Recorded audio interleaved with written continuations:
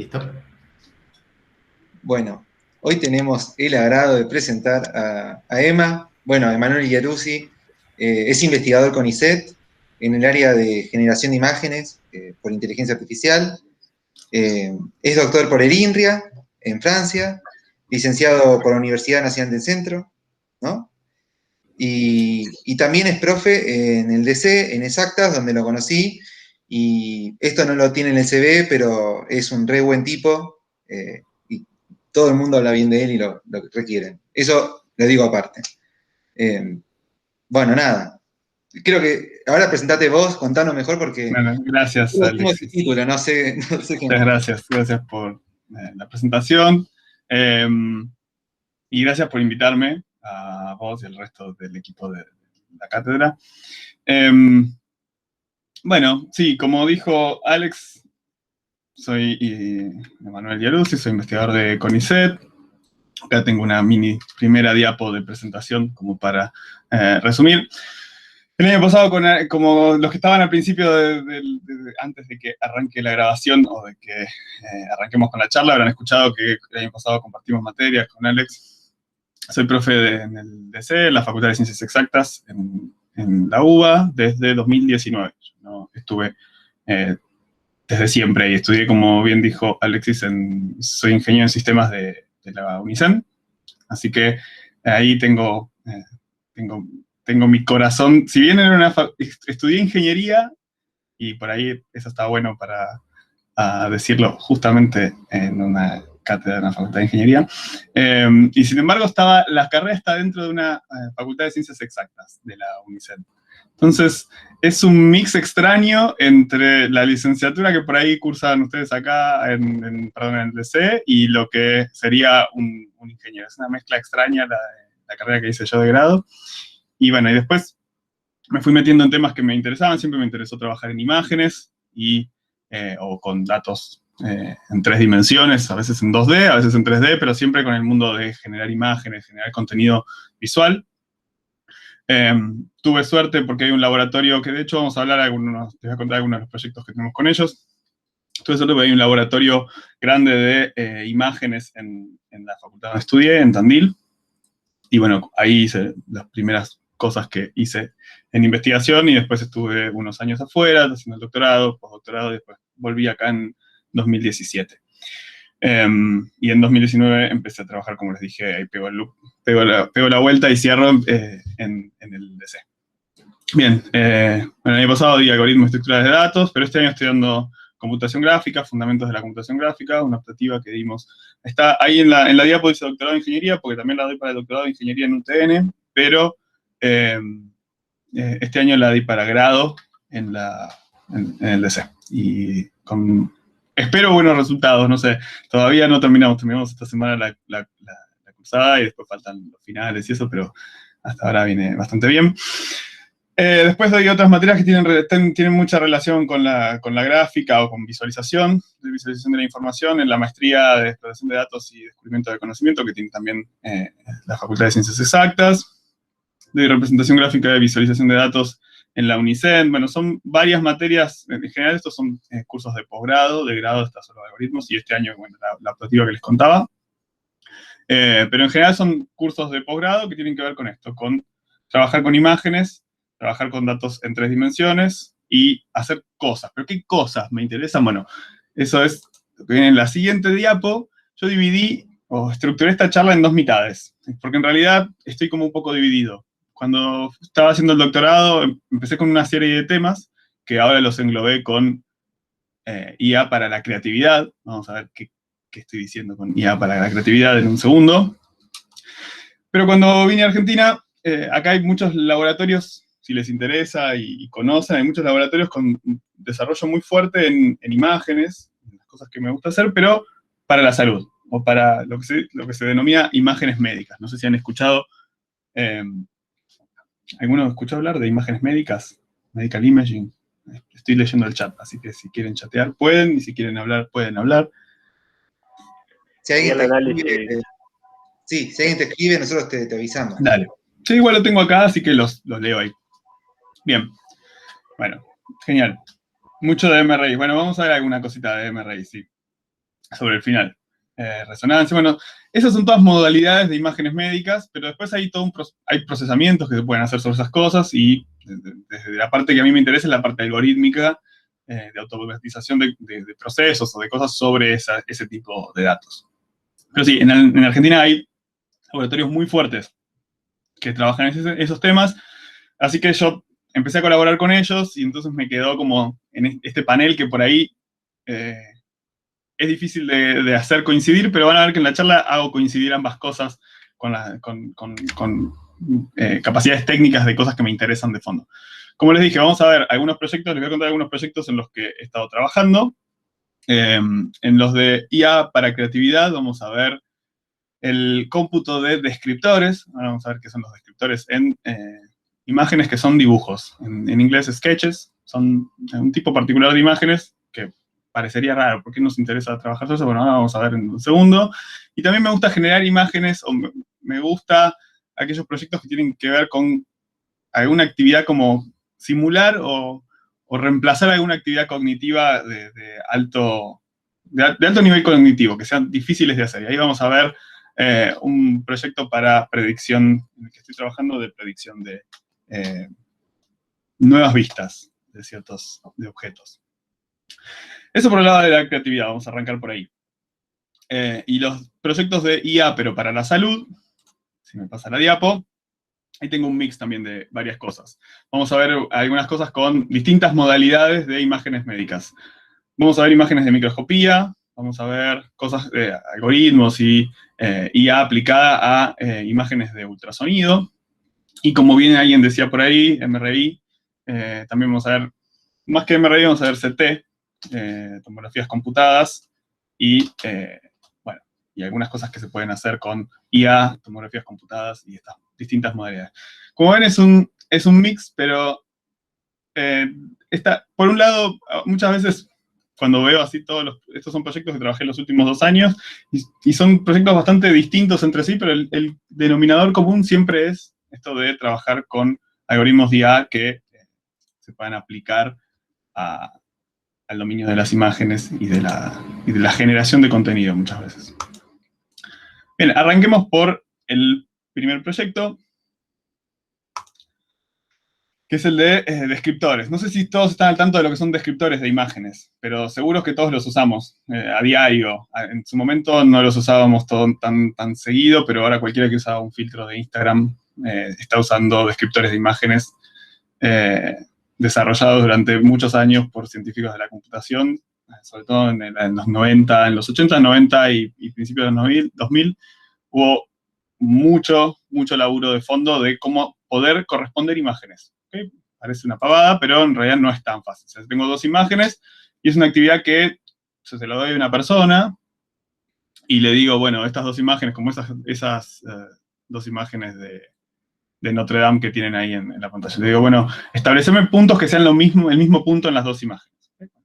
Una persona, espero, cualquiera de ustedes lo puede hacer bastante fácil, lo puede hacer casi sin pensar que está haciendo un trabajo, que está haciendo algo que no es tan sencillo de realizar. Y sin embargo, si le queremos explicar cómo hacer eso a una compu, o queremos escribir algoritmo para hacerlo, es bastante más difícil. ¿Okay? Bueno, hay toda una serie de descriptores basados como en reglas. Antes del auge de la IA había descriptores basados en reglas. Por ejemplo, para encontrar un ojo decían, bueno, fíjate el píxel central de la imagen, luego desplazate hacia la derecha, fíjate si hay alto contraste y tiene forma de círculo, y si todo eso se cumple, probablemente estés en un ojo. Bueno, eso se escribía como en forma de reglas, y después la IA barró con todo, porque directamente nosotros le mostramos ejemplos de cosas que son ojos, y después la IA sabe encontrar ojos. O le mostramos... Le podemos supervisar puntos que decimos estas cosas son similares, y la IA aprende a encontrar esas similitudes entre ambas cosas. Bueno, los filtros que usan, vuelvo a los filtros de Instagram, los filtros que usan ustedes, seguramente que usamos todos, tienen algún tipo de detección de features o de características y de correspondencias. En este caso, por ejemplo, si usan un filtro que les pone una máscara, va a corresponder puntos de su cara con puntos de esa máscara para poder deformar. El tema es que esto anda bárbaro en fotografías, anda bárbaro para imágenes que son fotos de la vida real. Ahora bien, cuando tenemos que trabajar con fotos que son de otro dominio, hay muy poco desarrollo, hay mucho menos desarrollo. ¿Okay? Por ejemplo, otro dominio podrían ser alguna modalidad de imágenes médicas. De hecho, hay algunas. Hay trabajos específicos de eso. Y también uno que me interesa a mí particularmente, que es el área de sketching o de dibujos, de diseño.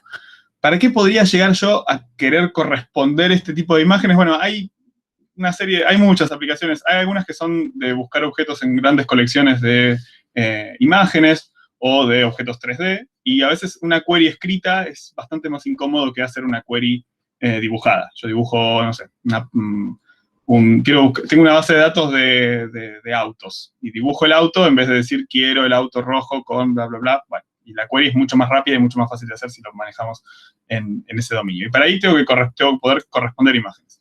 Hay otras aplicaciones un poco más raras, como esta, que intentan, por ejemplo, generar...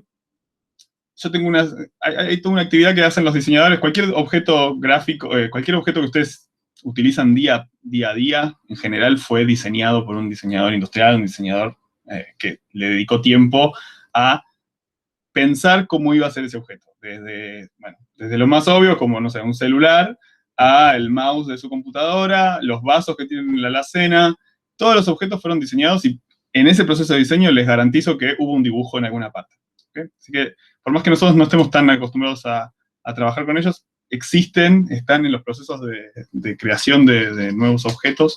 Se trabaja con sketches un montón. Y una de las tareas que hacen es esto de ideation, le llaman los diseñadores, que es, bueno, ellos generan una serie de dibujos y uno por ahí diría, bueno, puedo interpolar, puedo generar nuevas variantes de eso. Bueno, esa es una de las aplicaciones que también son interesantes y se aplican o sea, aplicamos la búsqueda de correspondencias entre objetos para poder generar nuevas instancias de esas imágenes como las que ven acá. Estas imágenes que ustedes ven en esta interfaz son 1, 2, 3, 4, 5 dibujitos, pero hay que encontrar las correspondencias entre ellos para poder interpolar y generar. Fíjense que cuando el usuario mueve el mouse, es muy cortito el video, pero ahí, cuando mueve el mouse, la imagen se genera como una interpolación de las dos imágenes en las que estoy en el medio en ese recorrido.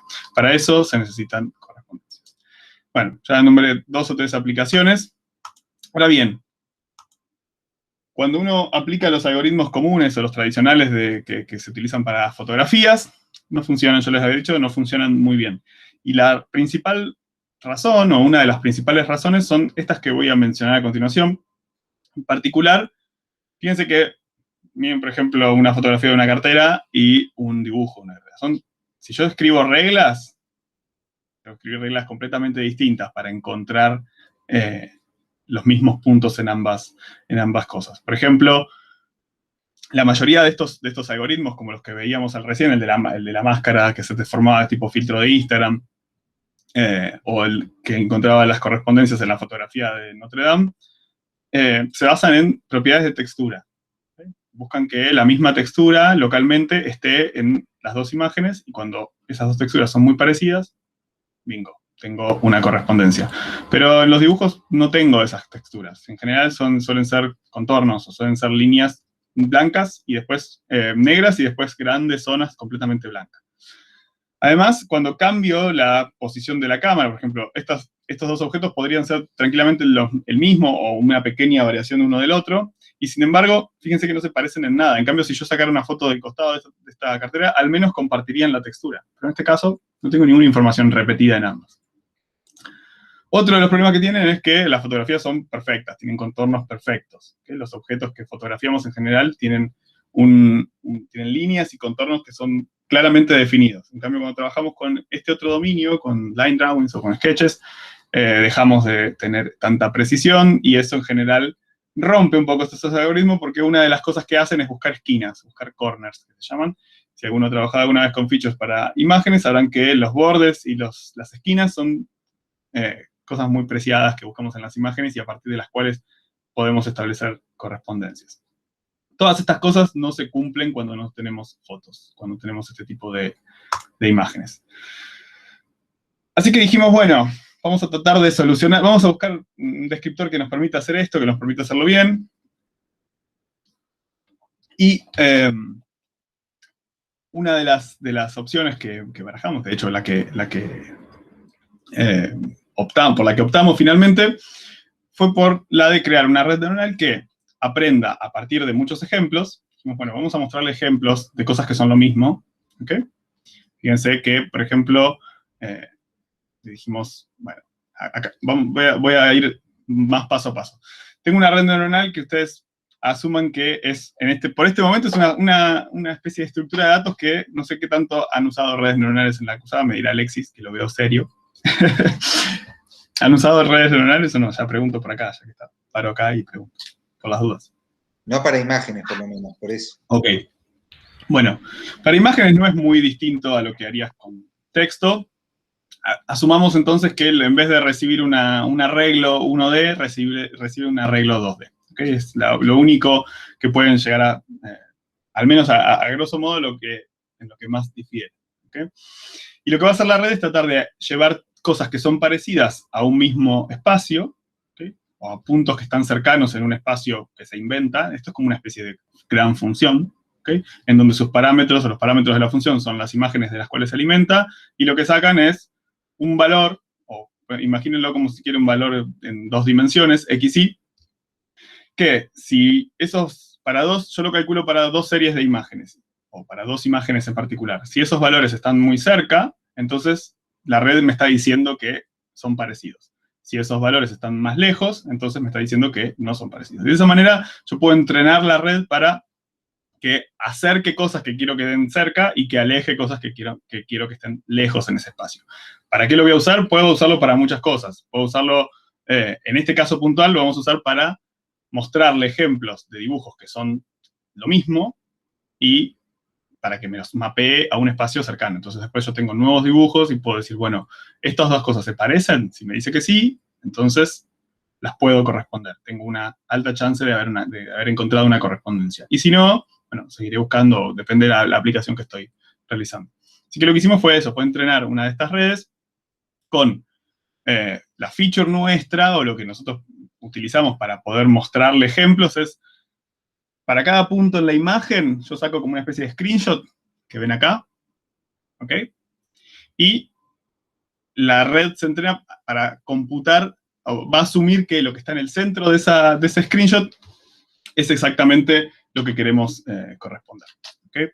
Y también no solo hay que mostrarle ejemplos positivos, sino que también ejemplos negativos. Así que, por ejemplo, acá estoy mostrando un par de manijas y le estoy mostrando además una esquina de un maletín que no tiene nada que ver con las manijas. Eso quiero que me lo mapee fuera. Bueno. Entrenar estas cosas lleva... ¿Qué es lo que les parece que, además de tiempo, requiere entrenar este tipo de redes? Supongo que necesitas muchos datos ya etiquetados. Exacto, necesito muchos datos etiquetados. Y si yo googleo dibujos o imágenes tipo dibujos, no encuentro absolutamente nada. No hay datasets. Y ese es el gran problema que tenemos cuando trabajamos con dominios nuevos. No es que somos los primeros que se nos ocurrió el problema. El problema existe hace mucho. El problema es que no hay datos para poder entrenar. Con fotografías tenemos cientos dando vuelta todos los días y algunos datasets muy bien curados. Pero lo que sí tenemos son imágenes, tenemos bases de datos de modelos 3D. ¿Okay? Y también tenemos motores de rendering, es decir, sí, motores de rendering, no tengo que aclarar que son motores de rendering, que saben generar imágenes a partir de modelos 3D y que en particular pueden generar imágenes de cualquier tipo. Yo puedo hacer un motor de rendering que genere imágenes realistas o fotorrealistas, pero también puedo tener motores de rendering que generan dibujos. ¿Okay? Y eso es exactamente lo que hicimos. A partir de grandes colecciones de modelos de 3D, generarnos sintéticamente las imágenes que necesitamos para entrenar nuestro algoritmo. Y se ven más o menos así. ¿Okay? Estos no son dibujos que hizo una persona, son dibujos que hizo un algoritmo a partir de modelos 3D. Y estos son los modelos 3D que usamos después para entrenar nuestra red neuronal, y que una vez entrenada nos permite establecer correspondencias. Acá, bueno, hay varios métodos, había otro tipo de descriptores, este es el nuestro. Pero bueno, fíjense que la idea fundamental es tratar de corresponder cosas que sean bastante distintas en términos de iluminación, de sombreado, como también de posición de la cámara en la que fue dibujado. ¿Okay?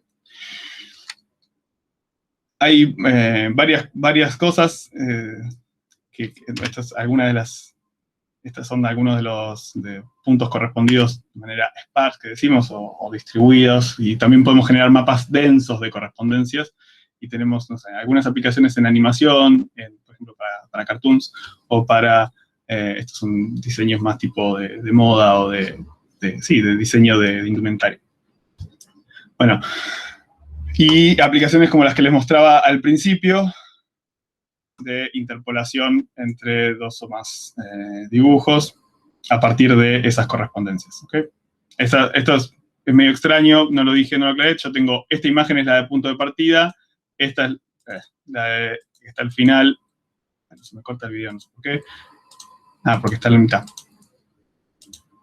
Esta es la de punto de partida, esta es la de punto de llegada, y toda la interpolación del medio se hace a partir de las correspondencias que uno estableció entre ambas imágenes. Generan nuevas instancias a partir de esas a partir de con las caras ya se hacía, ¿no? En un momento con... Claro, es como el image morphing que se hace para caras en otros dominios. Sí, pero para eso siempre necesitas correspondencias. Nosotros podemos proveerle esas correspondencias. También para animación, para keyframing, los que han hecho alguna vez algo de animación o keyframing, muchas veces los diseñadores o los animadores, mejor dicho, dibujan una serie de keyframes y después en el medio se interpolan. Pero bueno, para poder hacer esa interpolación tiene que estar bien correspondidos. Entonces, si yo mapeo la pata de Porky a no sé, al pico del pato, entonces cuando haga la interpolación va a modificar la pata para que se transforme en un pico. No es algo que queremos. Queremos que las cosas se mantengan dentro del sentido, o al menos que sean lo más parecido a lo que haría una persona cuando lo pudiera corresponder. Veo que hay preguntas, pero es como el filtro de la cabeza de caballo. No sé si eso... Me acordé de eso. ¿Cuál es el filtro de que te...? No, es uno que, tipo, vos pones la cara y te la deforma hasta que es tipo un modelo 3D de un caballo, desde los ojos hasta la boca. Que hay un TikTok muy conocido que una nena se larga a llorar porque la mamá se... Sí, se asusta cuando... Me acordé de eso. Bueno, este tipo de aplicaciones funciona muy bien, pero ya les digo, porque hay muy buenos descriptores para imágenes que son fotos. Cuando buscamos en otros dominios, empieza a hacer agua. La idea es tratar de llenar ese hueco en este proyecto. Solo dejo la publicación al final, pero esto después de última les compraron todas las diapos, así que no hay nada. Esto lo presentamos este año en Neurographics, que es una conferencia grande de computación gráfica en Europa. El otro proyecto interesante que surgió un poco desprendiéndose de este, voy a pasarlo más rápido porque este no está publicado, es como algo que estamos trabajando y que hace tiempo que estamos trabajando y todavía no lo terminamos. Estábamos motivados por esto de generar hay una tarea muy común que hacen cuando diseñan objetos, sobre todo las aplicaciones de CAD, es que para pensar en un objeto dibujan varias vistas de ese objeto. ¿Okay? En vez de crearlo, porque es más caro crear el objeto, antes de crearlo, dibujan varias vistas y se imaginan cómo se va a ver de cada una de esas vistas. ¿Okay? Y de hecho hay un ejercicio muy común en los que hayan hecho dibujo técnico, si hicieron alguna vez, si fueron alguna técnica seguro hicieron dibujo técnico, en la que hay que dibujar un sólido, y es una tarea muy heavy cognitivamente, porque hay que pensar cómo ese objeto no está, uno está viendo una vista de eso en 2 dimensiones, una proyección, que es un dibujo, y tiene que imaginar cómo serían todas las vistas desde la superior, somos bastante buenos en imaginar ese tipo de cosas, pero si yo le quiero decir a la compu, bueno, compu, te demuestro este sólido y dame las vistas, o al revés, te doy las vistas, dame el sólido, no es tan sencillo. ¿Okay? No son tan capaces las máquinas como para hacer eso. Teníamos muchos dibujos del proyecto anterior, muchos. No lo dije, pero eran como 1 millón de imágenes de estas renderizamos sintéticas y teníamos alta disponibilidad para usarlas. Dijimos, bueno, ¿no estaría bueno tener algo que, a partir de estas imágenes de entrada, de distintas vistas, por ejemplo, de esta silla, tengo distintas vistas de una silla, me genera una nueva vista? No necesariamente el 3D, podríamos llegar a querer tener el 3D, ese sería como el objetivo final, pero podríamos llegar a tener, aunque sea una nueva vista, como se llama, en inglés se le dice a este programa hallucination, en español suena raro decir alucinar, más bien es como imaginar, en la traducción que sería la correcta, pero según lo que lo busca el programa va a ver que es hallucination o view hallucination. Y que, por ejemplo, uno pueda parametrizar esa generación a través de un ángulo. ¿No? Digo, bueno, dame la vista del ángulo tanto respecto a un punto de referencia, o dos ángulos, y me genera la vista. Bueno, resulta que hay varias alternativas, no me voy a poner a describir técnicamente cada una de ellas, evaluamos distintas formas de hacer esto, que pueden pensarlo como una especie de tarea de traducción. Así como el traductor no sé, de Google Translate, uno le da una frase en un idioma y me la devuelve en otra, esto es algo similar, uno le da imágenes que son de un tipo y lo entrena para traducir a partir de un cierto parámetro otro tipo. Probamos distintas alternativas, seguramente han escuchado de las GANs, vamos a hablar un poco de GANs más adelante, pero no me voy a detener mucho por ahora. Y entrenamos estas redes, esta especie de traductores para hacer este tipo de cosas. Dibujo dos vistas y después tengo todas las vistas de ese objeto. La idea es tener herramientas de diseño que sean un poco más inteligentes, un poco más interactivas. No siempre anda, esa es una que no anda tan bien, pero la anterior anda un poco mejor. Es otro de los problemas en los que me interesa trabajar o en los que estamos trabajando. Esto se hace mucho seguramente lo habrán visto con caras, hay cosas que se están haciendo, por ejemplo, con cuerpo humano, se sacan 2 o 3 fotos de una persona y se trata de reconstruir con esa información toda la vuelta o el 360 de esa reconstrucción, donde nosotros estamos tratando de hacerlo también en este otro dominio. Hay algunas imágenes más. Estas son todas vistas generadas, digamos. Y, como les decía al principio, una de las ideas en las que estamos trabajando es, bueno, no solo obtener nuevas vistas, que son simplemente cosas 2D, sino, por ejemplo, la nube de puntos de ese objeto. ¿Okay? Si yo les doy, por ejemplo, a ustedes plastilina y les muestro estas 3 imágenes de una tuerca, estoy bastante seguro que cualquiera va a ser una tuerca que, bueno, más o menos, en mayor, más grande o más chica, todos van a poder reconstruir esa tuerca. ¿Okay? El algoritmo que nos interesa obtener, o lo que nos gustaría obtener, es algo como esto que les estoy mostrando acá, digamos, una reconstrucción de esa vista que imagina cuál es la forma 3D. En este caso no tenemos el modelo 3D, solo tengo una nube de puntos, pero al final sería eso. Acá hay una pregunta, Manuel, Sí. de Luciano, que dice, ¿entrenan una red para cada ángulo? No, es la misma red, pero que le mostramos, eso me lo puedo pasar rápido para no detenerme demasiado en... Acá no lo dije, vamos a quedarnos con esta. Hay varias opciones y lo que hacemos es, tenemos las imágenes, tenemos renderizadas varios tipos de imágenes. Para cada objeto renderizamos toda la vuelta 360. ¿Okay? Nos armamos un dataset con eso. Para cada objeto, toda la vuelta 360 y le guardamos, el nombre de cada imagen es, digamos, el ángulo en esos 360 grados en el que está. O le guardamos una etiqueta para poder recuperar cuál es el ángulo en el que fue capturado. ¿Okay? Y después a la red le mostramos pares o tripletas, como en este caso, tenemos triplets de imágenes o la cantidad que quieras. En realidad, si le pones más imágenes, reconstruye mejor, pero también es más lento de entrenar y tiene menos sentido porque queremos trabajar los humanos menos y las máquinas más. Entonces quiero que, por ejemplo, a partir de 2, me reconstruya una tercera vista. Y lo que hago es eso, es mostrarle 2 cosas a la red y le doy un ángulo objetivo. Acá falta una flecha que sería ángulo objetivo, que es el que yo ya sé que saco de la imagen resultante. ¿Okay? Es como, le digo, bueno, le doy esta frase que está en español para entrenarlo y le digo, quiero que me lo lleve al inglés, pero le digo cuál es el idioma. Y esto sería algo similar.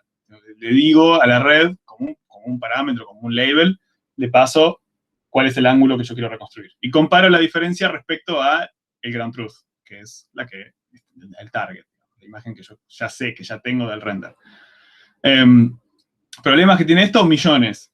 Yo acá muestro los casos en los que anda, pero si ustedes estuviesen con nosotros trabajando, verían que, bueno, uno lo entrena con sillas y después solo sabe hacer sillas. ¿Okay? No es que sabe, dibujo cualquier cosa y todo me lo reconstruye. Una pregunta. Sí, no sé si te estaban preguntando si vos especificás el ángulo, o lo elegís por algo particular, agrego yo, tipo, vos decís de frente, de costado, o... Yo le muestro todas, en realidad elijo random, digamos.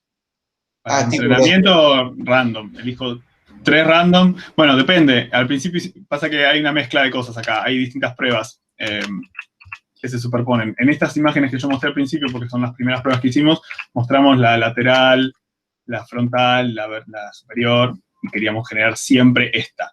Pero en realidad después expandimos un poco eso y trabajamos ya con las vistas 360, y le doy 2 vistas en 2 ángulos cualquiera, como estas 2, y me genera estas, y me genera la que yo le pido.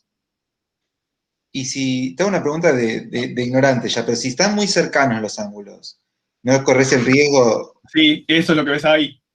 Esta segunda, esta que está girando ahora, le pasa eso. Exactamente ese es el problema, y fíjate que el resultado es mucho peor. Claro. Sí, por supuesto. Exactamente ese es el drama. Bueno, hay varios, bueno, ese es uno de los dramas. Que sea muy parecida a la vista y le falta información. Te siguen Otro de los dramas es que... Sí, no sé si querés contar preguntas o querés seguir un poco más. No, le respondo, si total ya estamos acá con este proyecto. Dice, ¿los tenés que especificar vos? No, los ángulos... Bueno, hay algunos trabajos en los que se trata de inferir un ángulo respecto a una vista. Esa es una línea interesante, nosotros no nos metimos en eso, dijimos, bueno, eso se lo damos por parámetros, digamos. Porque nuestro contexto de uso sería otro, digamos. Yo quiero dibujar 2 vistas y que me genere la tercera y yo le digo cuánto me desplazo. ¿Okay?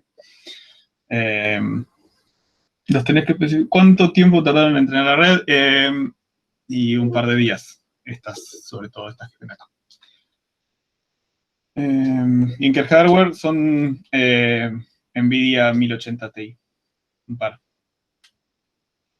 ¿Qué resolución tienen las imágenes? La resolución de estas, no me acuerdo exactamente, creo que son 256, me parece, por 256 cuadradas.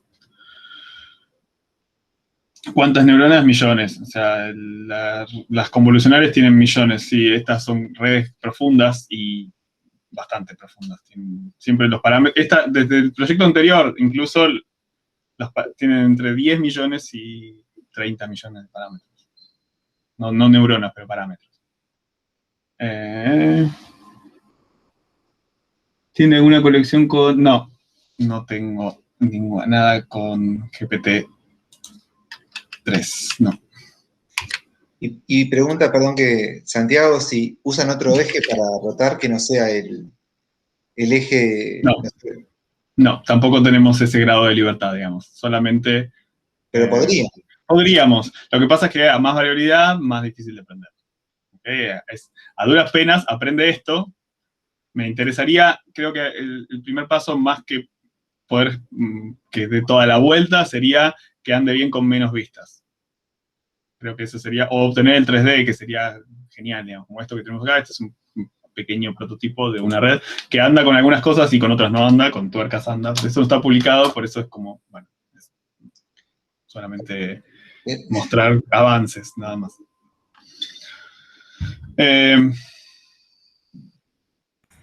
Acá hay una pregunta de Javi que dice, ¿estos objetos sintéticos son correctamente detectados por modelos off the shelf? Muy bien esa pregunta.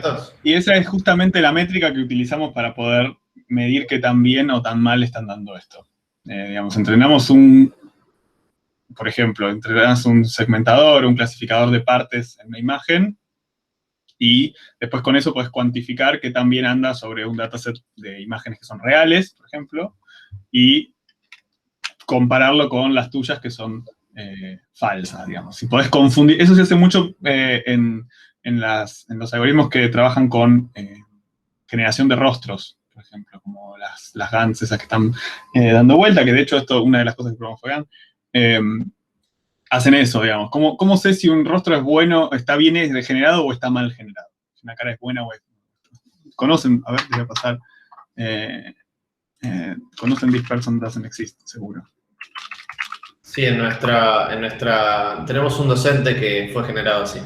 Ok, perfecto. Entonces, ahí va, pero ese tipo de algoritmos se mide, se evalúa, o sea, la métrica, una de las métricas que puede hacerse es esa, es decir, bueno, entreno un clasificador que me detecta puntos, un detector de puntos clave o de fichos en una cara, que identifica ojos, identifica boca, nariz, orejas.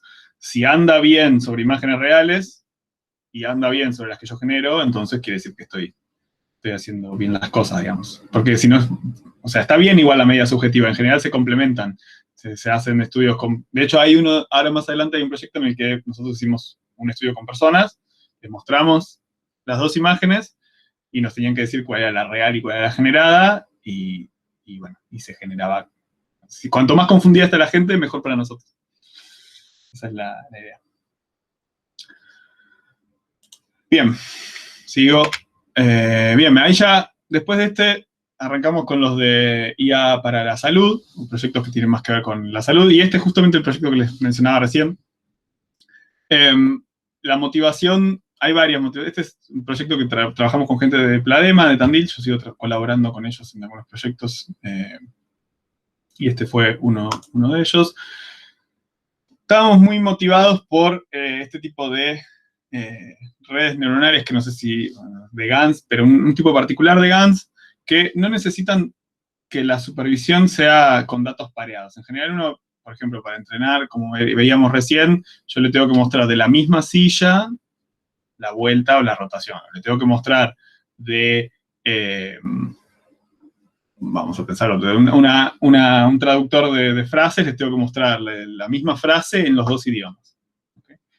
Pero no siempre tengo datos que están tan bien pareados, o que son exactamente lo mismo de un lado y del otro para que yo pueda a la red decirle entrenar. Bueno, hubo un par de avances, y sigue habiendo en realidad, de técnicas para poder evitar eso, y decir, bueno, yo tengo cuadros de Monet y tengo fotos de cualquier foto y quiero ir de uno a la otra, aunque no voy a encontrar la foto del cuadro de Monet en la realidad, incluso si voy al mismo lugar donde lo pintó, ahora ese lugar es distinto, pero quiero poder traducir, quiero poder ir de uno al otro, o al menos lograr una ilusión de eso. Bueno, hay un método muy conocido que se llama CycleGAN, que estos son algunos de sus resultados. Ellos pueden entrenar, por ejemplo, con fotos de invierno y verano, de lugares parecidos, pero no exactamente el mismo encuadre, la misma posición, de caballos y cebras, Monet y fotos. Bueno, y ahí no solo funciona sobre imágenes estáticas, sino también sobre videos. No voy a encontrar, si yo quiero hacer este video, no lo voy a encontrar, no voy a poder pintar 300 caballos de cebras y grabar exactamente la misma secuencia para poder entrenar los datos. Pero bueno, hay técnicas que permiten hacer esto de un pair mapping, digamos, mapeos no pareados. Y empezamos a darnos cuenta que había algunos de los problemas que teníamos que podían llegar a ser resueltos a través de esto, charlando con la gente del problema. Ellos tienen un simulador que es de ultrasonido, que de hecho en 2007 ganó un Innovar. Es básicamente lo que ven en la pantalla, aunque esta foto que acá de este lado, no sé si ven mi cursor, la del maniquí no es de su simulador, pero es muy similar. Ellos tienen una especie de maniquí y hay un transductor que uno puede utilizar, y eso en realidad lo que hace es desplazarte en una especie de modelo 3D que está generado, y en vez de renderizar imágenes como las de un videojuego, renderiza ultrasonido. ¿Okay? Ese es el proyecto, y se utiliza mucho para entrenamiento en gente que está estudiando para hacer imágenes de ultrasonido. ¿Okay? Fíjense, ellos a través del motor de rendering pueden generar imágenes como las que ustedes ven ahí arriba, en la parte. No se ve mi cursor, ¿no? ¿Verdad? Cuando comparto pantalla. Por algún motivo no lo estaríamos viendo. Es raro. Sí. No sé si se puede configurar. Bueno, la fila de arriba. Toda esta fila de arriba son las imágenes que ellos pueden generar con este simulador para entrenamiento en general. Pero el simulador es como una especie de render como el que hace el videojuego, digamos. Tengo un modelo 3D de cada uno de los órganos y simula, en vez de hacer rayos de luz, castea rayos, pero de ultrasonido, y genera ese tipo de imágenes. El tema es que las imágenes que genera, por más que tienen 250 millones de parámetros, este simulador es bastante complejo y difícil de tunear, no genera las imágenes. Fíjense, miren las imágenes de arriba, miren las imágenes de abajo. Las de abajo son reales. ¿Okay? Son de una secuencia de ultrasonidos. Yo, de hecho, soy pésimo para mirar estas cosas, pero creo que en las dos primeras hay un hígado, y en la última creo que son riñones. No estoy tan seguro ahora, soy bastante malo para mirar estas cosas.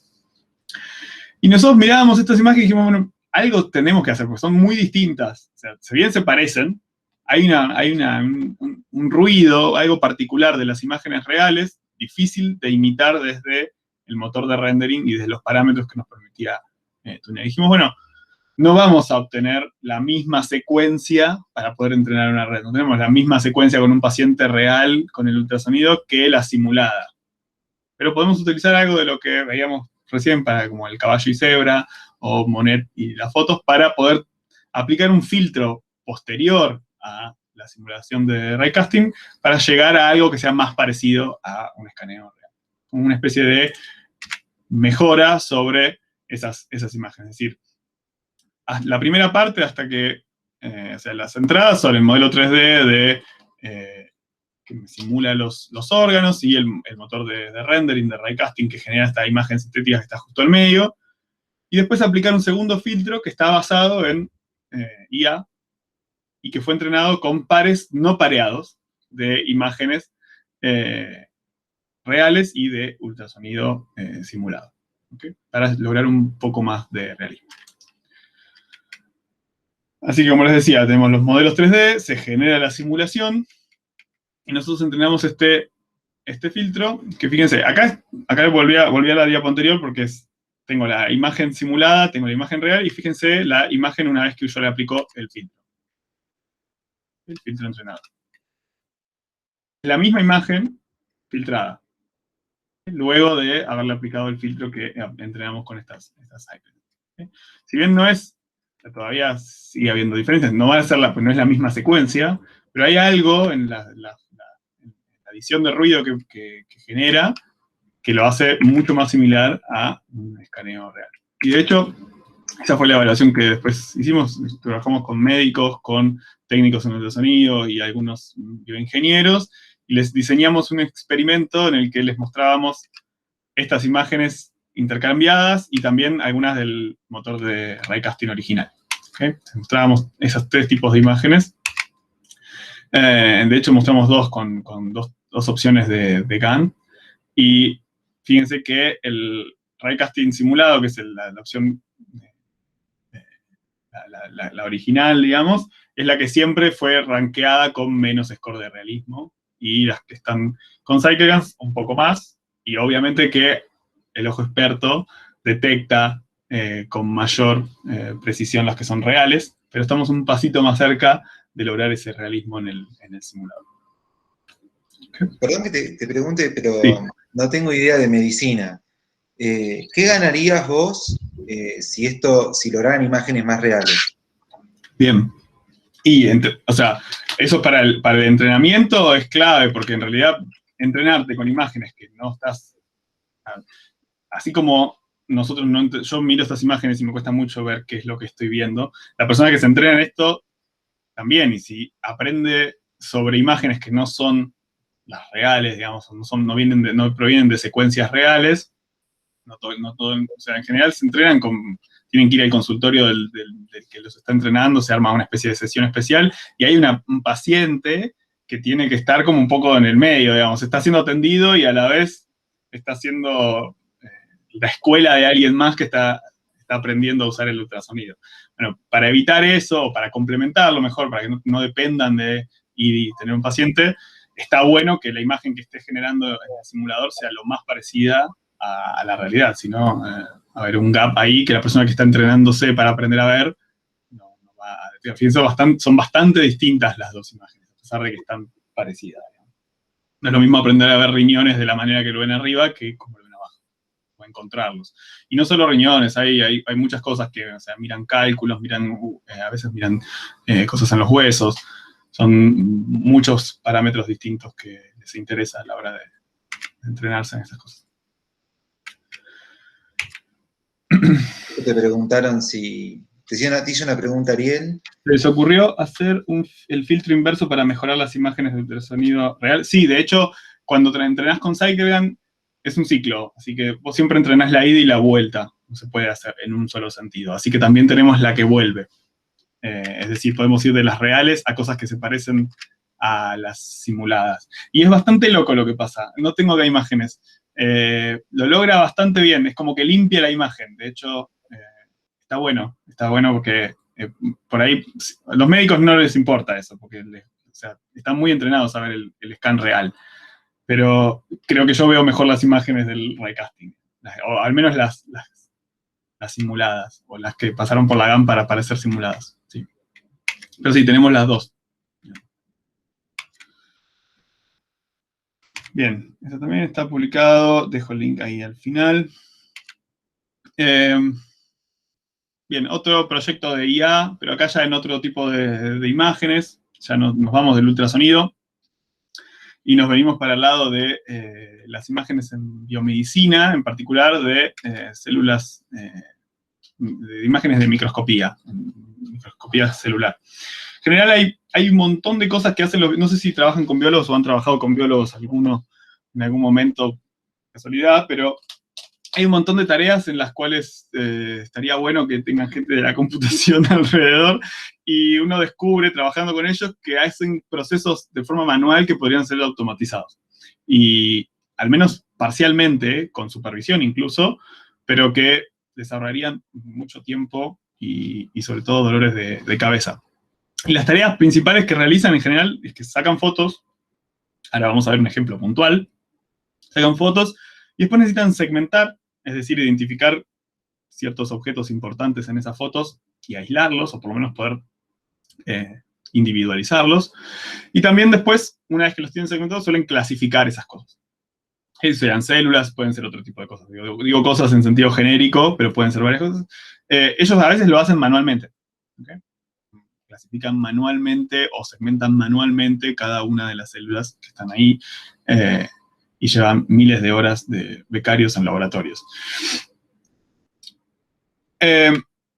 Yo no trabajo, como siempre les digo, estos son trabajos muy interdisciplinarios. Yo no manejo la parte, así como no manejo la parte de ultrasonido, también dependo de expertos que trabajan en esa área. En este área también trabajamos con especialistas biomédicos que tenían este problema y para los cuales queríamos proveerles una solución o ayudarles con una solución. En particular, este problema se trataba de en laboratorios que trabajan en células cancerígenas. En general tienen microscopios automatizados que sacan fotos, y a ellos les interesa como probar terapias, en este caso probar terapias contra el cáncer de mama particularmente. Así que cultivan en unas plaquetitas células de cancerígenas, les circula por ahí un medio que las alimenta, empiezan a crecer, y en algún momento ellos deciden empezar a aplicar la terapia, que no es más que una droga que circula por el medio. ¿Okay? Y les interesa saber cuál es la tasa en la que van muriendo, cuáles están muertas, cuáles están vivas, como ver qué tan efectiva es esa terapia. La idea es tratar de administrar la menor cantidad de droga y matar la mayor cantidad de células. Eso sería como el ideal de las terapias. No tener que intoxicarte demasiado y aún así ser efectivo. Todo esto en placas, no estamos hablando en seres humanos, esto es in vitro. Y para ese proceso nosotros queríamos contribuir con esta última pedacito de acá, que es la identificación automática de esas células que están vivas o muertas. Ellos, a ojo, en general se dan cuenta si están vivas o están muertas. A ojo, por años de expertise y de entrenamiento. Y si no, lo que hacen es meter una especie de tinción, que acá en estas diapos se van a llamar fluorescencia, y esa fluorescencia entra en las células y la célula ya murió y como que se prende. Ahí la vemos toda verde, en los lugares, ahora vamos a ver más adelante, donde aparece roja, es que la célula esa está muerta. Lo que hacen es, con alguna aplicación, cuentan el área de esa imagen de fluorescencia, cuentan el área en la que hay células vivas, células muertas, y dice, bueno, el 80% está vivo, esta terapia fue mala. O el 80% está muerta, esa terapia fue mala.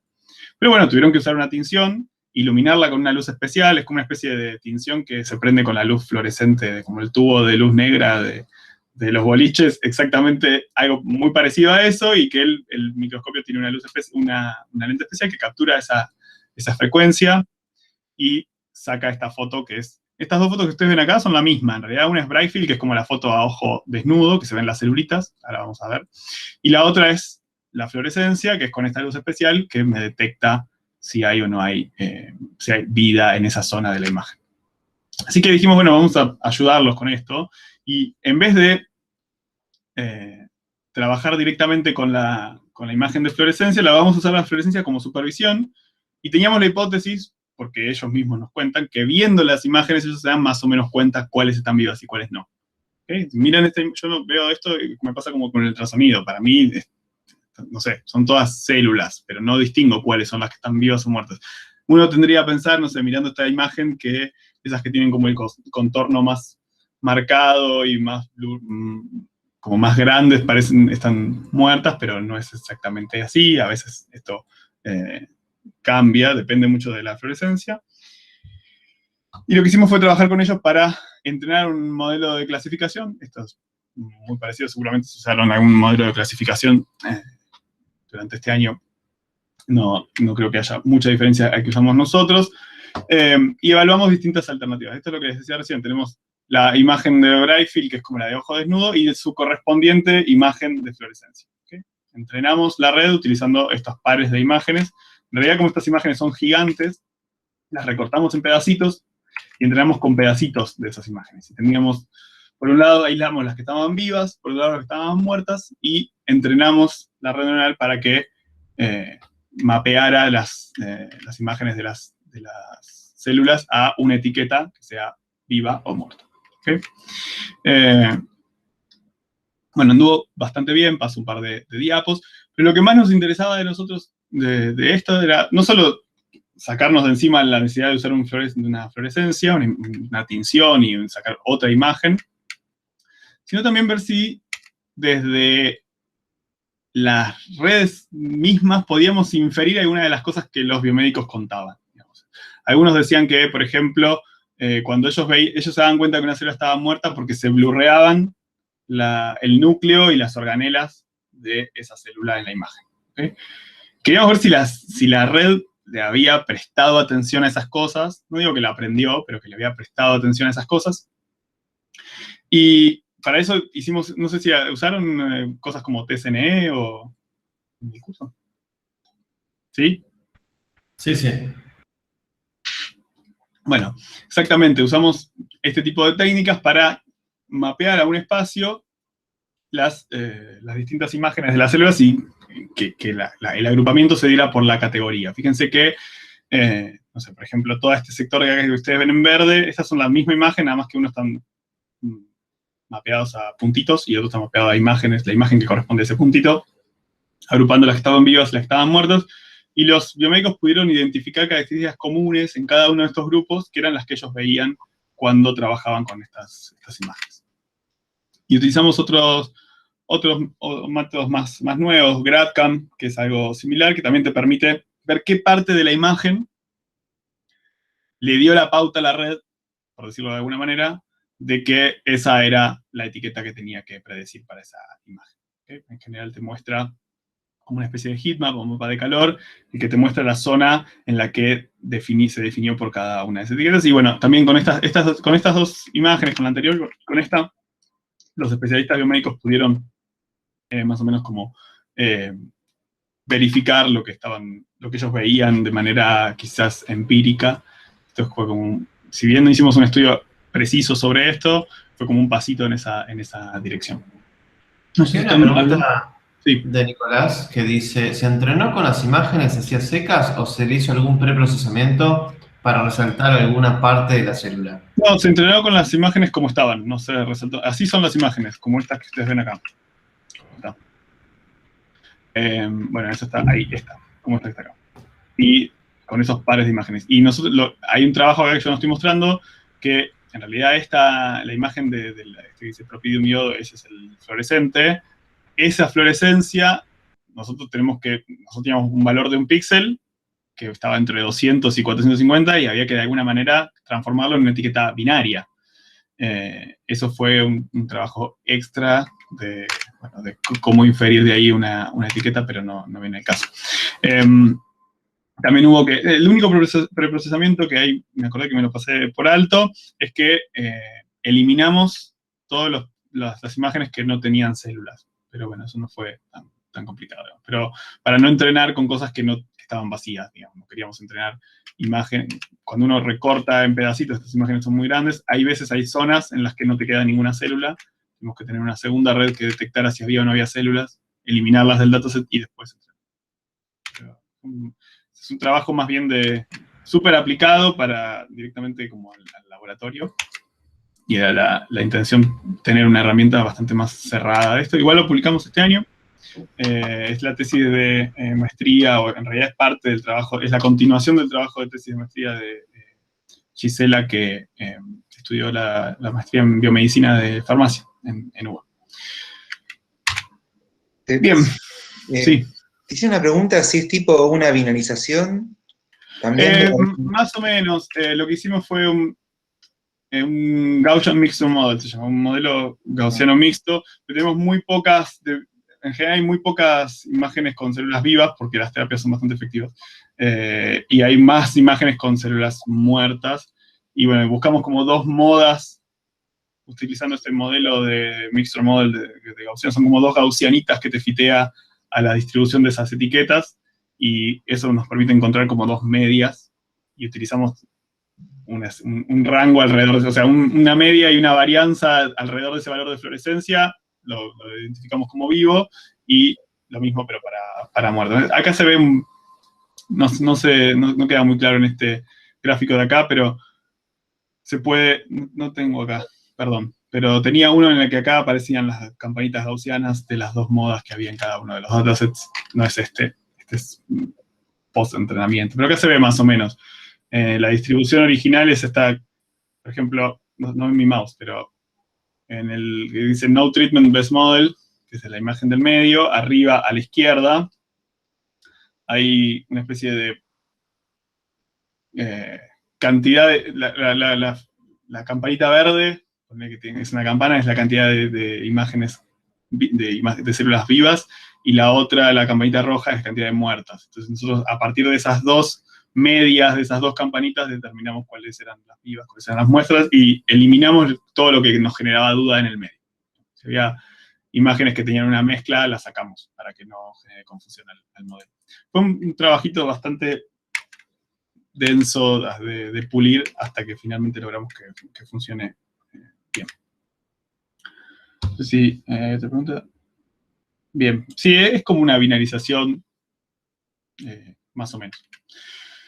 Bueno, y el último proyecto, que tiene también con esto viene por el lado también de la generación de datos, así como generábamos al principio imágenes de las sillas que rotaban. En este caso, aplicado a la medicina, este es un trabajo que, en colaboración con gente de Bahía Blanca, el Laboratorio de Ciencias de las Imágenes, ellos trabajan con tomografías computadas de hueso, ¿okay? Pero no es la tomografía computada que uno se va a hacer a la clínica, al hospital.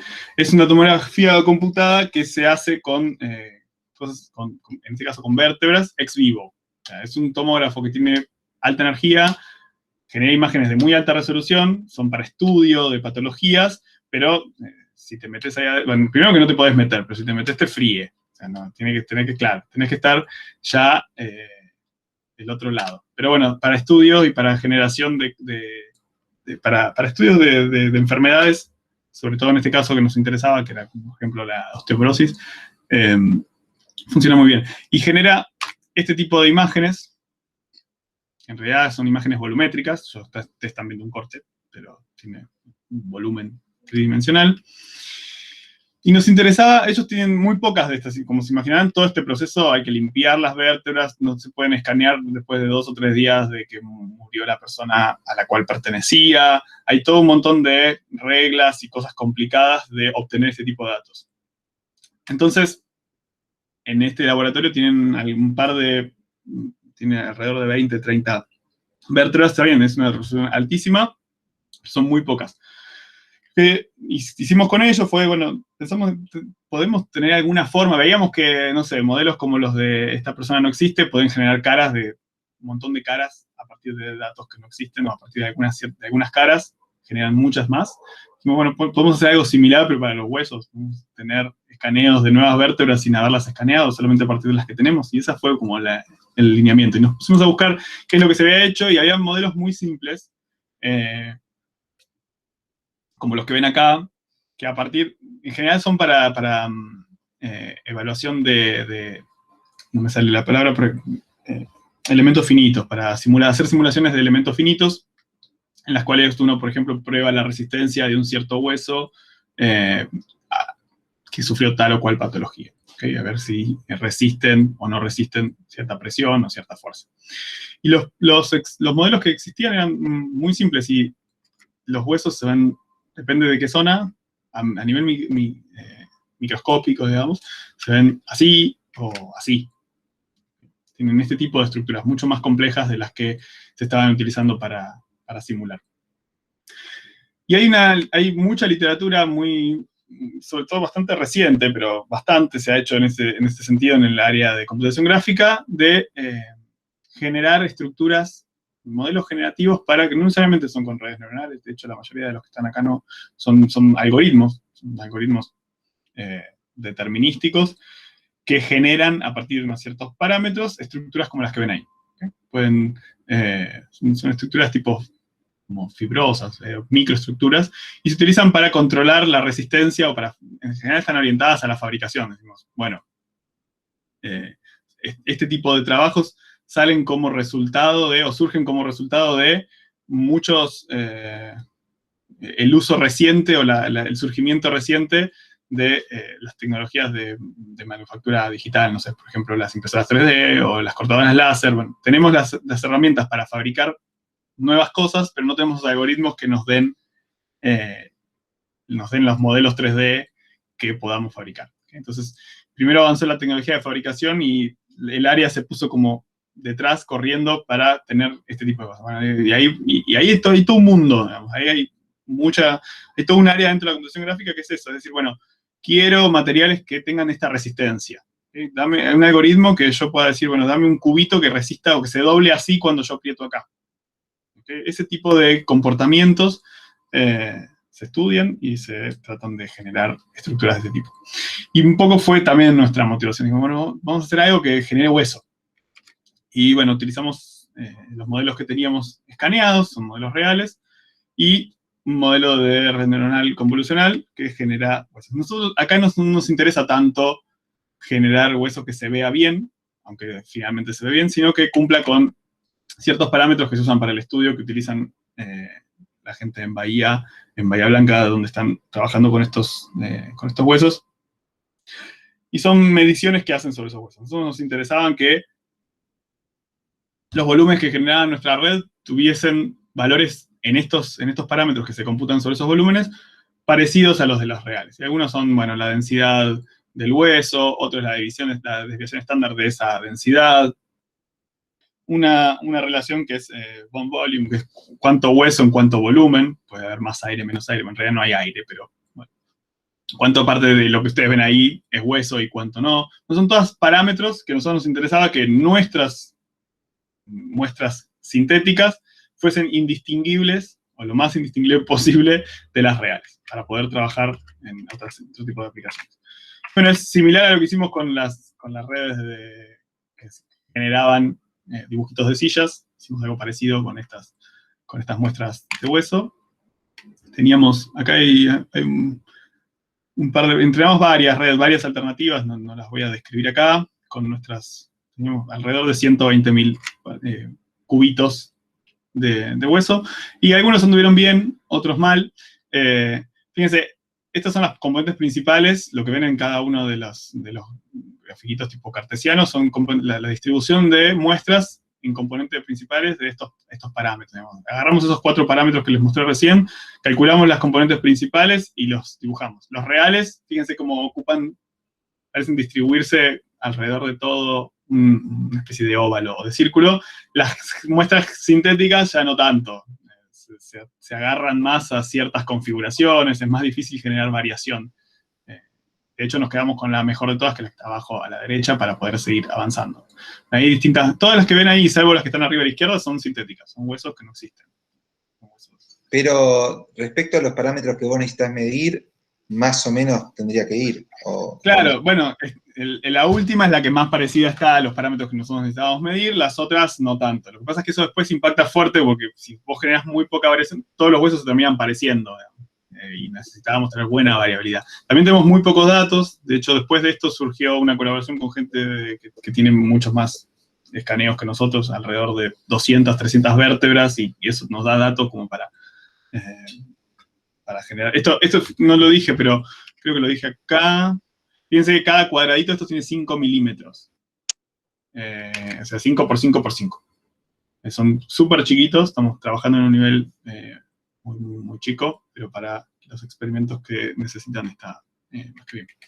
Y fuimos un paso más allá, y medio inspirados por, o sea, no solo nos importaba generar hueso, queremos generar hueso, sino que nos dijimos, bueno, hay algoritmos muy piolas, no sé si han trabajado con Style Transfer, pero bueno, tiene que ver con esto que vimos de la CycleGAN, que me permite controlar el tipo de generación, o decir, bueno, yo quiero esta muestra, pero además la quiero así. Quiero esta imagen, pero además la quiero con este estilo. ¿Okay? Y en este caso es, yo quiero esta muestra de hueso, podemos decir lo mismo, pero en nuestro dominio. Quiero esta imagen, quiero este hueso, pero lo quiero con nuestros parámetros. ¿Okay? En general uno no tiene el control sobre los parámetros. Los parámetros son los que uno mide, los parámetros son los que me refería hace un par de diapos. O sea, la densidad de ese hueso es la densidad que tiene, chao, no hay otra opción, digamos. Y en la GAN uno la entrena para generar hueso y algunos tienen una densidad, otros tienen otra. En este caso nosotros decíamos, bueno, podemos además controlar eso, podemos decir, bueno, este es el ángulo de rotación, como decíamos para las sillas, acá esta es la densidad que vos tenés que tener. Bueno, y es lo que hicimos, me lo voy a saltear, esto es una especie de optimización que hacemos sobre los huesos y nos permite, por ejemplo, hacer cosas como esta que ven hasta a la izquierda. Arrancamos generando un solo, eso es un corte, digamos. El del medio, el que está al medio del todo es uno de un hueso que nos da nuestra GAN, un volumen que generamos, y después le vamos pidiendo que nos genere variaciones casi muy chiquitas en cada una de las dos componentes principales. Fíjense cómo va, por ejemplo, en este caso, cambiando la densidad en el sentido de la diagonal. Tenemos arriba a la derecha tenemos mucho hueso, muy denso, abajo a la izquierda tenemos muy poco hueso, y uno puede como fine-tunear su muestra casi con mucho más detalle de lo que uno... Es como en el modelo de las caras, decir, bueno, yo quiero una persona que tenga estos rasgos faciales, con este color de piel, con este pelo. ¿Sí? Sería el equivalente a eso, pero en huesos. Y como se conocen... Sí. ¿Que desentanglaron los features? Más o menos, sí, no están tan desentanglados como nos gustaría, pero es la idea. Okay. Sí. Y yo tengo una pregunta, Manuel, un poquito de atrás. En la GAN, no sé si por ahí rápidamente, si querés explicar así intuitivamente cuál es el mecanismo por el cual entreno una GAN.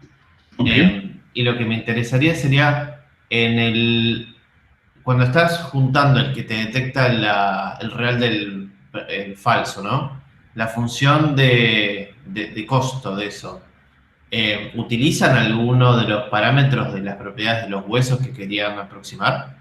No, en este caso no lo incorporamos. Probamos, de hecho es una de las tareas pendientes, incorporar en el entrenamiento algunos de estos parámetros y ver si podemos además... Pasa que era bastante costoso medirlo para cada sample en cada iteración del entrenamiento. Entonces dijimos, bueno, lo pateamos para más adelante. Y hay algo más, y es que al principio no todos los parámetros eran diferenciables. Para poder calcular Por eso. Bueno, implementamos... Yo algunas cositas y decía esto, no sé qué... Implementamos, esa diapo no la tengo acá, pero la tengo en otro lado. Implementamos para cada uno de estos después versiones diferenciables de estos parámetros, cosa que uno los pueda utilizar en la LOS. Y respecto al entrenamiento de la GAN, son en realidad dos redes, que en realidad son dos redes convolucionales, acá denotadas con G y con D, se entrenan las dos a la vez, y se entrena como una especie de competición. Uno toma,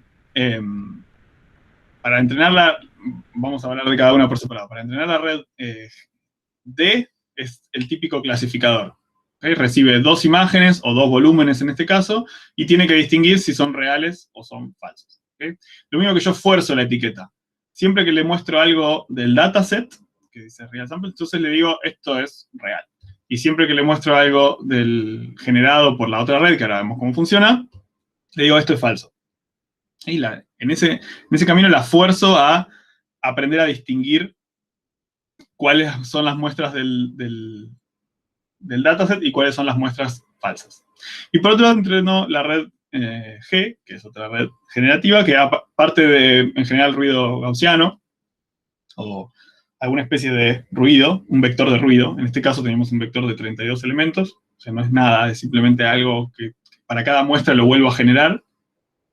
Y la fuerzo a que lo que me genera se parezca a una de las samples que yo elijo en esa iteración o para esa muestra en particular.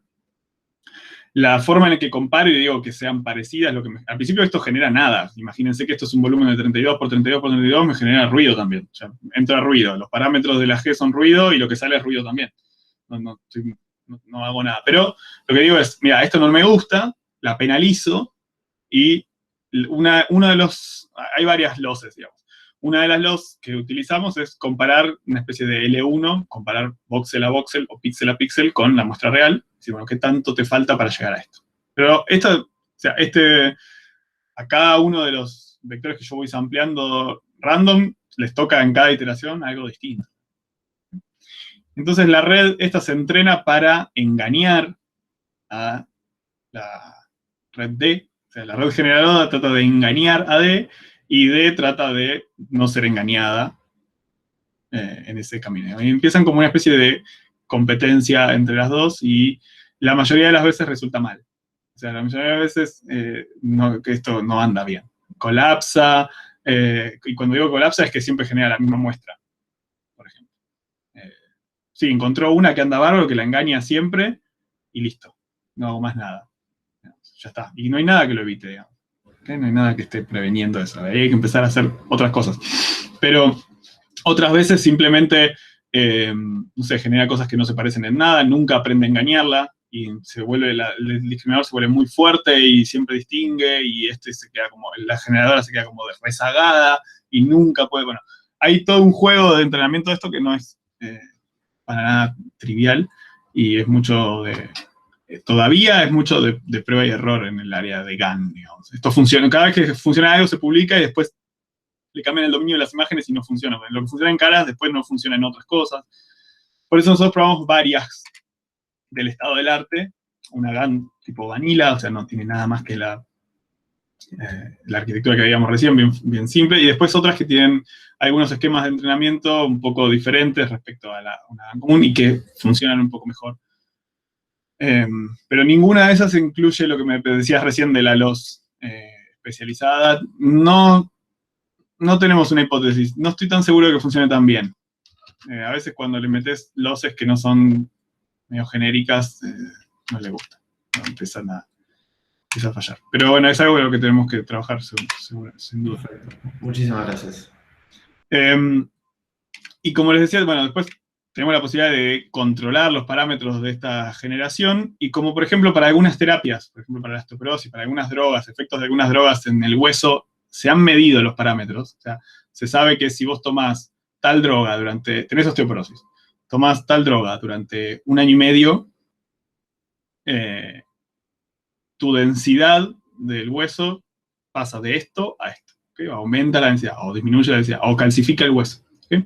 Y entonces utilizamos, esos parámetros están publicados y son justo los parámetros que nosotros teníamos implementados, y entonces podemos generar muestras sintéticas simulando terapias con este tipo de cosas. ¿Okay? Yo trato de fijar el hueso, fíjense, por ejemplo, acá hay 2 drogas distintas, Residronate y Teraparatide. La Residronate se sabe que calcifica los huesos, es decir, alrededor del hueso que ya existe, como que lo engorda. ¿Okay? Y cuando nosotros simulamos esos parámetros, vemos que se calcifica ese hueso. ¿Okay? En un paciente real estaba medido los parámetros para cuando arrancó el tratamiento, a los 6 meses y a los 18. Nosotros agarramos la misma muestra de hueso y dijimos, Red, simulanos esta hueso, pero ahora con estos parámetros y ahora con estos otros parámetros, y serán los parámetros que correspondían a un paciente a los 6 y a los 18, y lo que veíamos es que el hueso se calcificaba. Hay como una asociación entre lo que la red genera y esto no está medido sobre el paciente, está medido solamente el parámetro, este no es un hueso de ese paciente, pero sí el efecto. Y la segunda droga, la que está a la derecha, en vez de calcificar, esa se sabe que genera hueso nuevo, en lugares donde antes no había. Y fíjense que es exactamente lo que se ve ahí. En los lugares donde había huecos, empieza a aparecer, ¿no? Eso quiere decir que nuestros parámetros miden correctamente lo que quieren medir, digamos, y la red es capaz de capturarlo después y generar eso. Bueno, es como una especie de simulación camuflada en la generación mediante GAN. Bien, y este es un proyecto que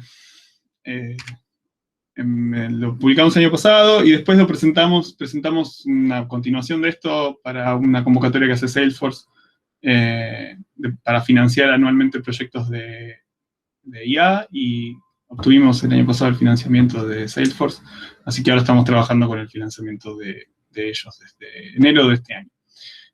Con Félix, que es el investigador que está en Bahía, con el cual trabajamos juntos para este proyecto. Así que va a haber más cosas de esto, estamos trabajando justo ahora en esta línea.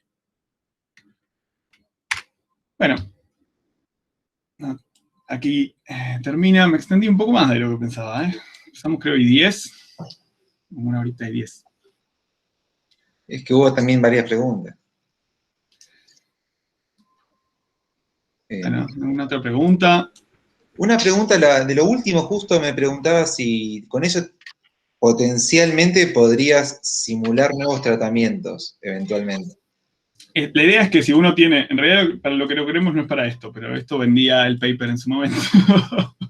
O sea, estaba bueno verificar que ciertos efectos que se conocen sobre esas drogas los podías simular con cosas que generabas de manera sintética. Digamos. Eso estaba bueno a la hora de vender el paper. Ahora bien, la aplicación de esto no está tan buena. O sea, ese lado sí, es divertido, puede hacerlo, pero no mucho más. No es que vamos a tratar personas con esto.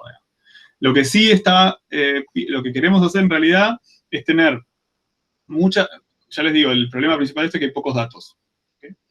Lo que queremos es tener una base de datos muy grande de huesos sintéticos, generados a partir de huesos reales, y con eso poder hacer una especie de construir mejores filtros. Si yo escaneo cualquiera de sus vértebras en un tomógrafo común, que de hecho se hace, no se ve así con este nivel de detalle, como les he dicho, se ve, de hecho lo que ven es una mancha blanca.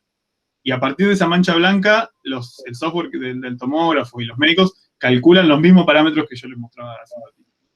Pero esa mancha blanca tiene una resolución mucho menor, tiene un ruido horrible, y el parámetro está medido con pinzas, digamos. En general se diagnostica, con CT no se diagnostica la osteoporosis solamente, se utiliza otro modelo de imagen que es un poco más preciso.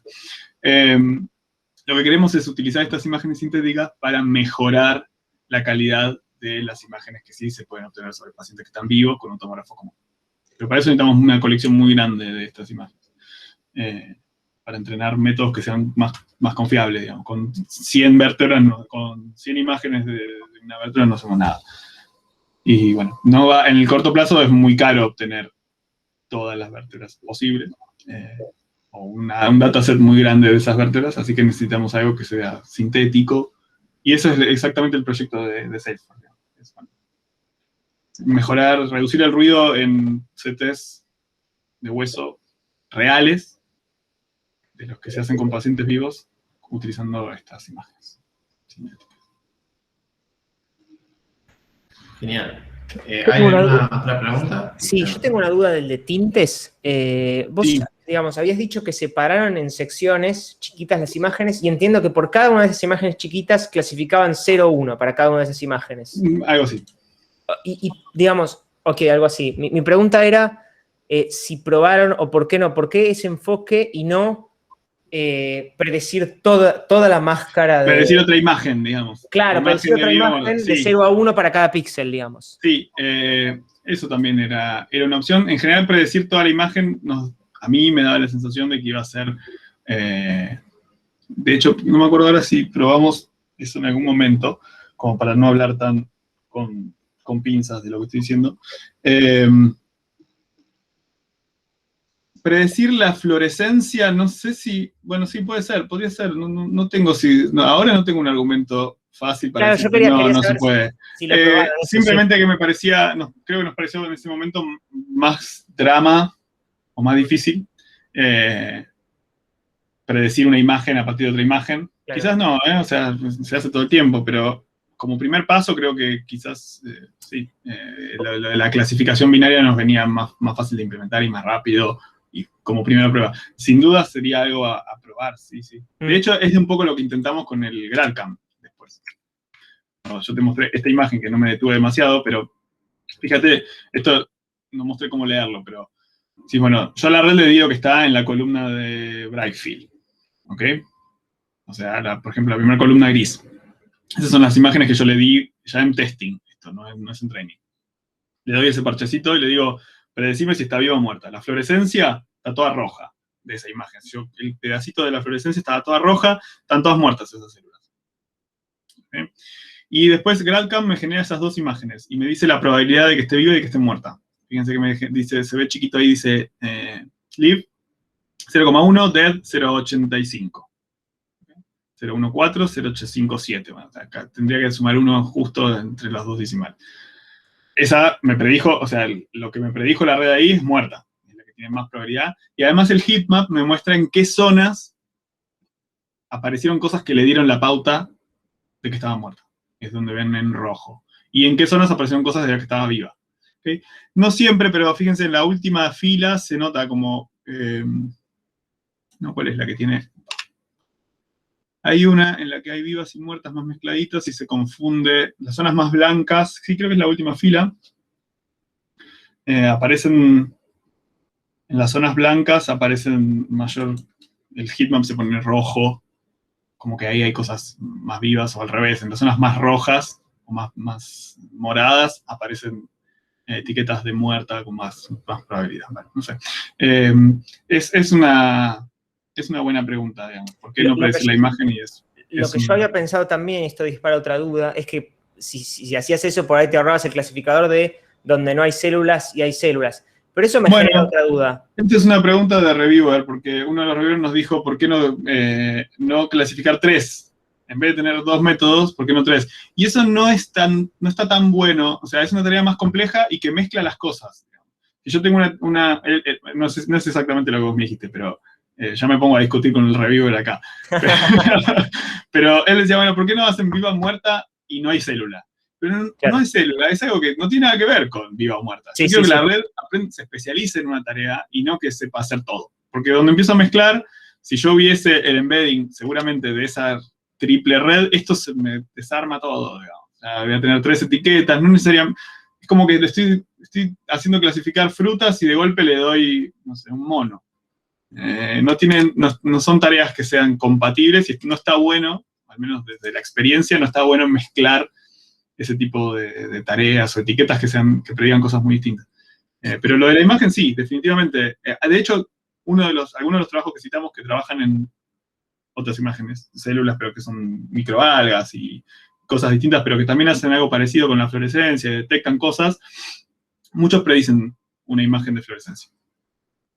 Y anda bastante bien. También hay cuestiones acá hay otras cuestiones que la chica estaba haciendo, o sea, la que llevó adelante el trabajo, que es Gisela, estaba empezando con las redes neuronales, así que lo primero que teníamos que hacer era un clasificador, antes que hacer algo más complejo.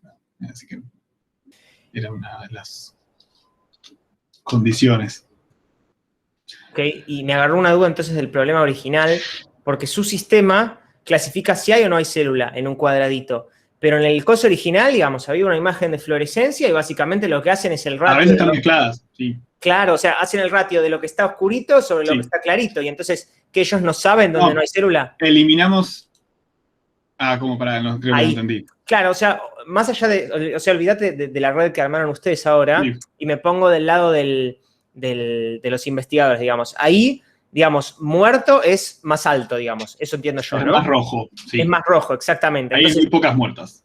claro. Lo blanco y lo rojo. Entonces, básicamente, la métrica que toman es tasa de blancura sobre tasa de oscuridad, algo así, por decir, ¿no? Y lo que hacen es eso, exactamente. Cuentan cuántos píxeles están a partir de un threshold para arriba y cuántos están para abajo, y eso es lo que les da si está vivo o muerto. Y ahí donde entra la contabilidad, digamos, de las áreas que no tienen células. O sea, eso no hay que se Y ellos cuentan todo, no les importa. Claro, entonces, en ese sentido, el método que ustedes desarrollaron sería como superador porque podría no contar las áreas donde... Ah, ok. Exactamente, sí. Y ellos ni distinguen ahí. O sea... Y no es que esté bien, simplemente que no... Y claro. si ustedes vieran las herramientas que utilizan, dirían, ay, pero podríamos hacer algo mejor.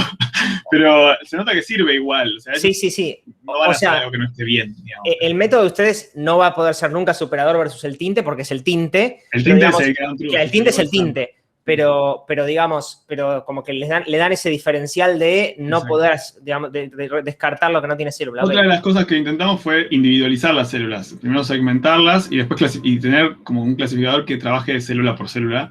Pero en esta imagen, algunas no eran así, pero en esta queda claro por qué no podemos hacer eso. Claro, se mezcla todo, sí. Claro, uno piensa en un microscopio, piensa en células y piensa que están como en una capa. Pero no están en una capa, están en varias capas, están apiladas, crecen como... Sí, están todas ensangrentadas por las otras. Exacto, están unas encima de la otra, y cuando uno ve la imagen y son transparentes, así que se solapan, y por ahí a veces ahí estás viendo una célula, pero abajo hay dos más, y lo que ves es una composición de todas esas. Y no se pueden segmentar tan fácil. Hay algunos trabajos que van en ese sentido. Toman una imagen y recrean las capas, pero para eso se necesitan una serie de imágenes con distintos focos, con distinta distancia focal, y a partir de eso hacen como el modelo 3D de cómo estaba la placa en un momento dado. Está muy bueno. Hay algunas cosas muy interesantes en ese sentido. Pero bueno, que no hacemos en este caso, no era la idea tampoco. Pero tela para cortar en esto hay, o sea, si les interesan aplicaciones de biomedicina, hay 200 millones de cosas y está todo bastante por hacer. En el laboratorio un laboratorio alemán, grosso, utilizan una aplicación que se llama Fiji, que no sé si la conocen, aparentemente yo después me enteré que la conocen toda la gente que se dedica a esto, la gente que trabaja en laboratorios con imágenes de microscopía. El Fiji es como una imagen, es un software bastante básico y utiliza un plugin de Weka. El plugin de Weka lo conocen, sí, ¿no? Sí, ahí está, veo la cara. Pero Weka es en Java. Bueno, sí, es que Fiji es en Java. Pero... y tiene un plugin de Weka y muchas veces se entrenan con toman 2 o 3 de estas imágenes, la entrenan para alguna tarea, si segmentan 2 o 3 células a mano y tratan de que el plugin de Weka le segmente todo el resto de la imagen. Bueno, cosas como muy 90s, muy o principios de los 2000. Y no es que la mayoría del trabajo lo terminan haciendo a mano, porque no funciona tan bien. Así que creo que ahí hay como un nicho grande, no explotado, para trabajar, para crear mejores herramientas, digamos. Hay herramientas medio antiguas. O sea, ahora hacemos las cosas distintas, desde hace rato. No sé si... Una pregunta más a cómo es tu trabajo como investigador. O sea, vos estás enfocado, por lo que entiendo, en todas técnicas de deep learning, porque, sí. Bueno, imágenes básicamente es así. ¿Y cómo es investigar sobre eso teniendo que competir contra monstruos como Google, OpenAI, que tienen sus redes gigantes que nadie más que ellos pueden entrenar y que hacen mejor que cualquier cosa? Entonces, ¿ustedes en qué se enfocan? ¿Ven algo en particular y usan las redes de ellos y las reentrenan? ¿O intentan crear nuevas arquitecturas? Es que mi trabajo no es, o sea, yo no trabajo en el área pura de Machine Learning que se dedica quizás a generar nuevas arquitecturas. Sí, en ese sentido sí, no genera una nueva arquitectura de una red neuronal. En general trabajo con arquitecturas que están, las que estén en el estado del arte, pero aplicadas de manera distinta. En realidad lo que tratamos de buscar problemas nicho, digamos, problemas que nadie se ha fijado, o problemas originales, combinar varias técnicas para generar una nueva en un dominio distinto, digamos. Sobre todo en por ejemplo, nadie había trabajado con generación de hueso. De hecho, googleás y mucho no se encuentra. Y bueno, dijimos, bueno, vamos por acá porque no hay nada de esto y está bueno para solucionar varios problemas que tenían ellos en el laboratorio, pero también puede ser interesante en otro sentido. Esa es una de los drivers principales míos, me parece.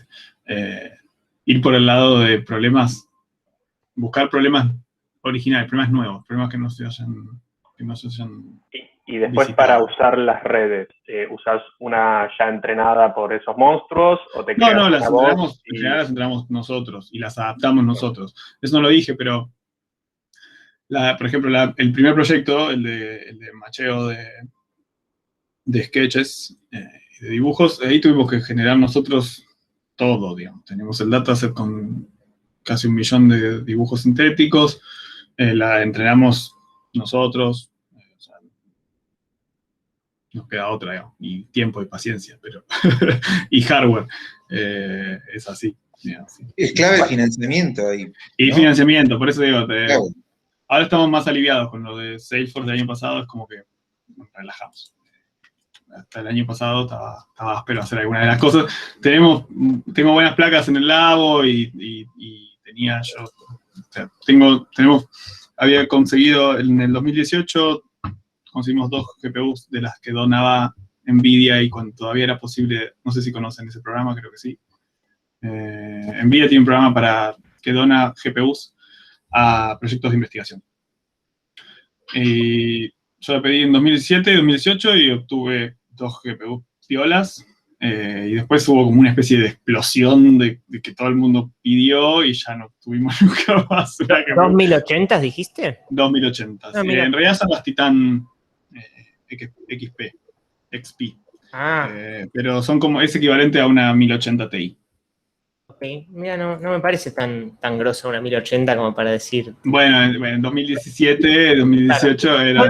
No, sí, pero me eran- sorprende porque pensé que por ahí se necesitaba un mega array de No, placas de video. Ok. No, bueno, depende de lo que quieras hacer, pero con más tiempo, nomás, necesitas un poco más Sí, de tiempo, sí. pero Y con también 2080 tenés- hicimos todo esto, son 24 combinadas, usadas combinadas, se pueden entrenarse en paralelo con las dos a la vez, son la misma red, Sí. y son 24 GB de memoria, está bastante bien. Eso te iba a decir, que generalmente el limitante es que no entra en memoria la red. Ujú. Sí. Pero esto tiene 12 GB cada una, así que Sí.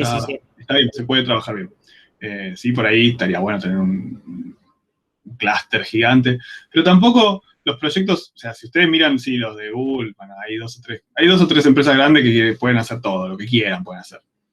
Pero hay espacio para hacer buenas cosas con menos, sin duda, sin duda. O sea, las tareas complicadas como la de girar la imagen que veíamos recién, eso se hizo.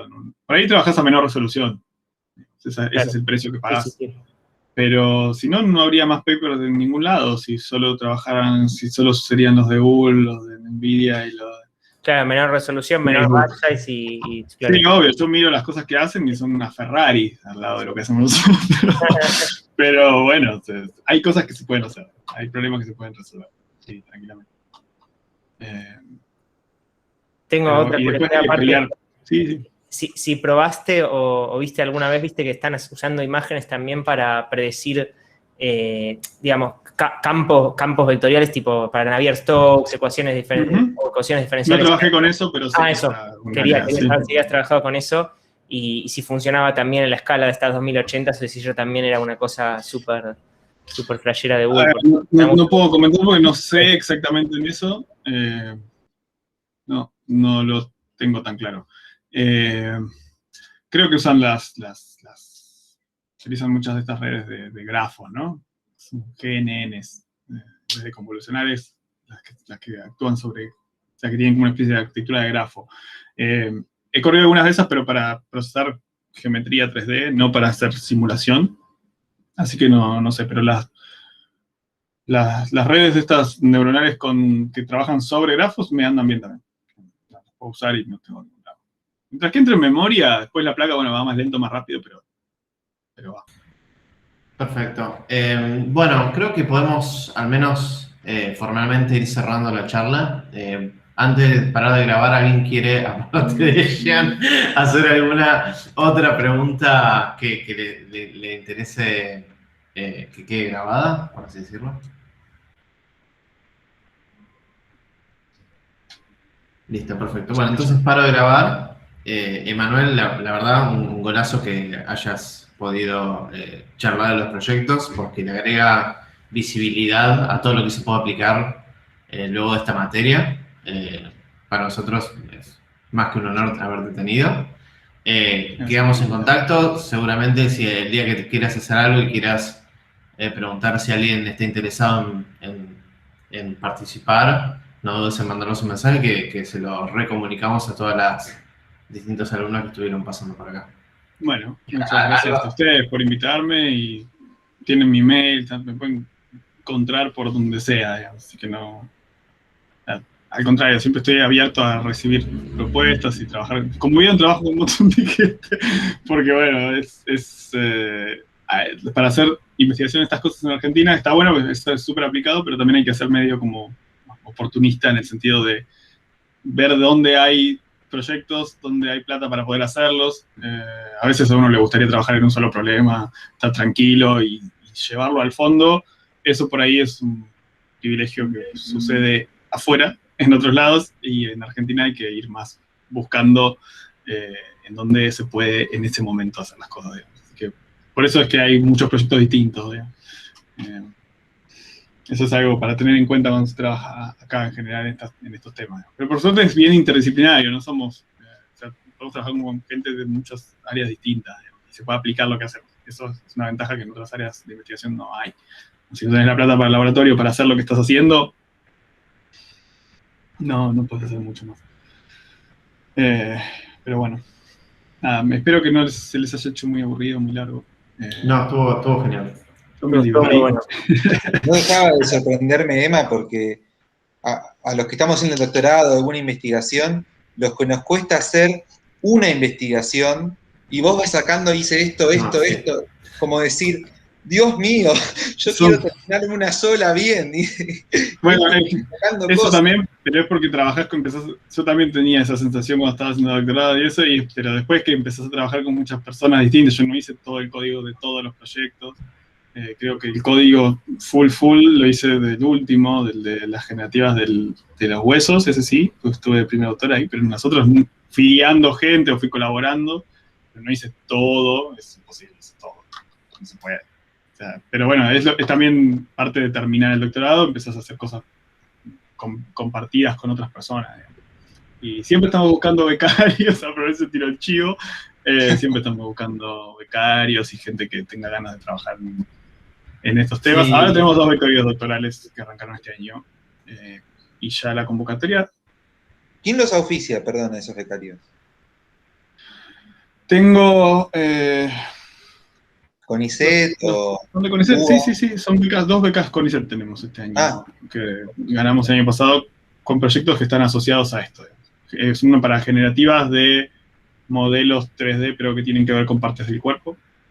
Modelar generativas con partes del cuerpo, medio parecido a lo que decíamos con el ultrasonido, pero para generar el modelo 3D de los cuerpos, de órganos en el cuerpo. Y otro que trabaja para el área más de sketching. Entonces, continuamos la línea del macheo y eso. Tenemos uno y uno. Y están anotados en Bahía Blanca porque trabajo mucho con gente de allá y, bueno, ya los conozco de hace rato.